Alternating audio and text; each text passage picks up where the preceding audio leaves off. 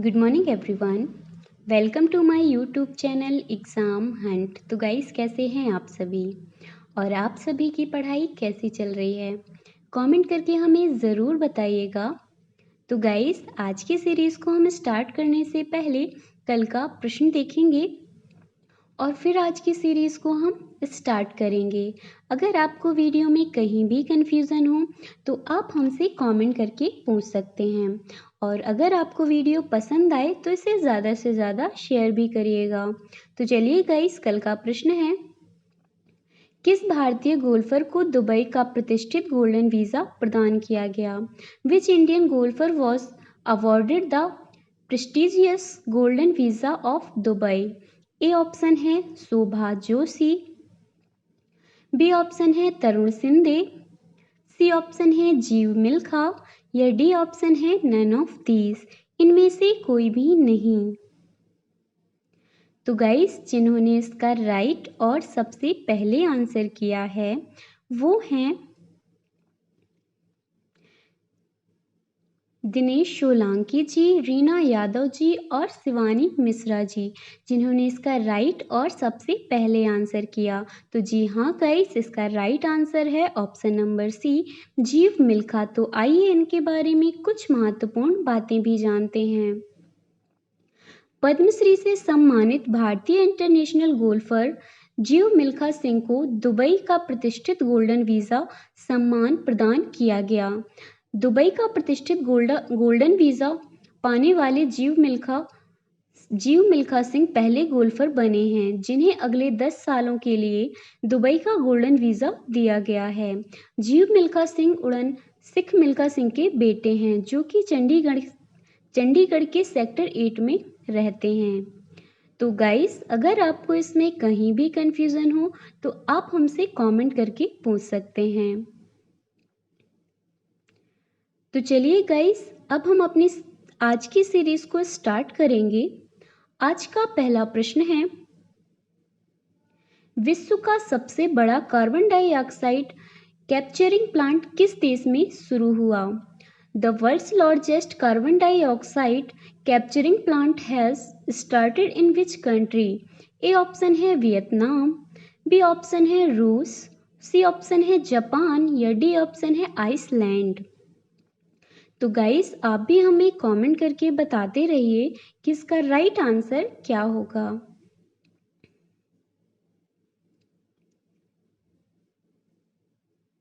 तो जी हाँ गाइस, इसका राइट आंसर है ऑप्शन नंबर डी, आइसलैंड। तो आइए इसके बारे में कुछ महत्वपूर्ण बातें भी जानते हैं। विश्व का सबसे बड़ा carbon dioxide capturing plant Iceland देश में शुरू हुआ। इस प्लांट मुख्यतः कार्बन डाइऑक्साइड को हवा से बाहर निकालने और इसे चट्टानों में बदलने के लिए डिज़ाइन किया गया है।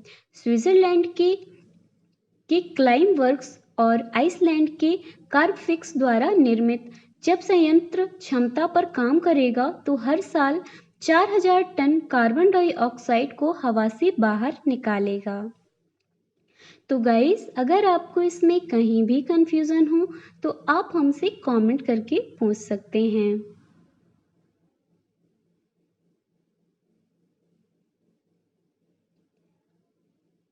तो चलिए गाइस, अब हम अपनी सीरीज के नेक्स्ट क्वेश्चन पर चलते हैं। किस देश ने पृथ्वी अवलोकन उपग्रह गांवफेन 502 लॉन्च किया? Which country launched the earth observation satellite Gaofen 502? A option है चीन, बी ऑप्शन है वियतनाम, सी ऑप्शन है रूस या डी ऑप्शन है जापान। तो गाइस आप भी हमें कमेंट करके बताते रहिए कि इसका राइट आंसर क्या होगा। तो जी हाँ गाइस, इसका राइट आंसर है ऑप्शन नंबर ए, चीन। तो आइए इसके बारे में कुछ महत्वपूर्ण बातें भी जानते हैं। चीन देश ने पर्यावरण, जल और जमीन की अवलोकन क्षमता में सुधार के लिए पृथ्वी अवलोकन उपग्रह गांवफेन 502 लॉन्च किया। चीन ने उत्तरी प्रांत सांक्सी के ताइयुआन उपग्रह प्रेक्षण केंद्र से लॉन्च मार्च 4C रॉकेट से उपग्रह को प्रेक्षित किया गया, जो कि लॉन्च मार्च कैरियर रॉकेट श्रृंखला का 387वां उड़ान मिशन था। तो चलिए गाइस, हम अपने नेक्स्ट क्वेश्चन पर चलते हैं। भारतीय वायुसेना ने कहाँ इमरजेंसी नेशनल हाईवे पट्टी का लोकार्पण किया? Where did the Indian Air Force inaugurated the emergency national highway strip? A option है पांडुचेरी, बी ऑप्शन है बाड़मेर, सी ऑप्शन है करनाल या डी ऑप्शन है नन ऑफ दीज। इनमें से कोई भी नहीं। तो गाइस, आप भी हमें कमेंट करके बताते रहिए कि इसका राइट आंसर क्या होगा। तो जी हाँ गाइस, इसका राइट आंसर है ऑप्शन नंबर बी, बाड़मेर। तो आइए इसके बारे में कुछ महत्वपूर्ण बातें भी जानते हैं।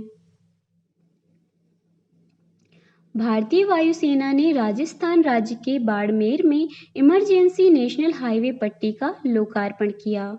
केंद्रीय रक्षा मंत्री राजनाथ सिंह और नितिन गडकरी ने इस आपातकालीन लैंडिंग सुविधा का निर्माण बाड़मेर में राष्ट्रीय राजमार्ग NH 925A के सट्टा गांधव खंड पर किया। भारतमाला परियोजना के तहत इस परियोजना की लागत 765.52 करोड़ है। तो गाइस, अगर आपको इसमें कहीं भी कंफ्यूजन हो तो आप हमसे कमेंट करके पूछ सकते हैं। हमारा नेक्स्ट क्वेश्चन है, टोक्यो पैरा ओलंपिक में पदक जीतने वाले पहले IAS अधिकारी कौन बने? Who became the first IAS officer to win a medal in the Tokyo Para Olympics? A option है पारुखा दत्ता, बी ऑप्शन है सुहास यतिराज, सी ऑप्शन है विजय पाल नेहरा या डी ऑप्शन है नन ऑफ दीज। इनमें से कोई भी नहीं। तो गाइस, आप भी हमें कमेंट करके बताते रहिए कि इसका राइट आंसर क्या होगा।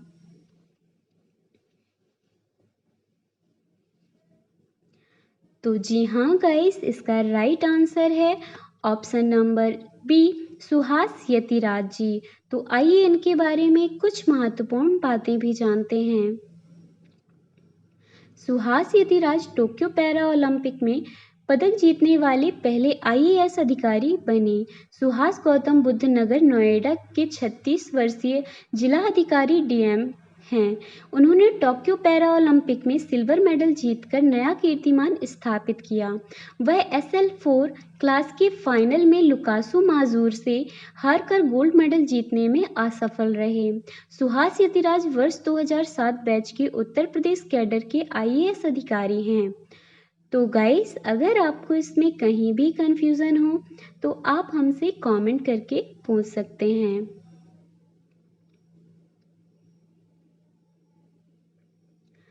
तो चलिए गाइस, अब हम अपनी सीरीज के नेक्स्ट क्वेश्चन पर चलते हैं। हमारा नेक्स्ट क्वेश्चन है, किस वर्कशॉप ने best energy efficient unit award 2021 जीता? Which workshop won the Best Energy Efficient Unit Award 2021? A option है Trichy Golden Rock workshop, B option है हेलीफा गार्डन वर्कशॉप, सी ऑप्शन है मिलोवा सोफी वर्कशॉप या डी ऑप्शन है इनमें से कोई भी नहीं, नन ऑफ दीज। तो गाइस, आप भी हमें कमेंट करके बताते रहिए कि इसका राइट आंसर क्या होगा।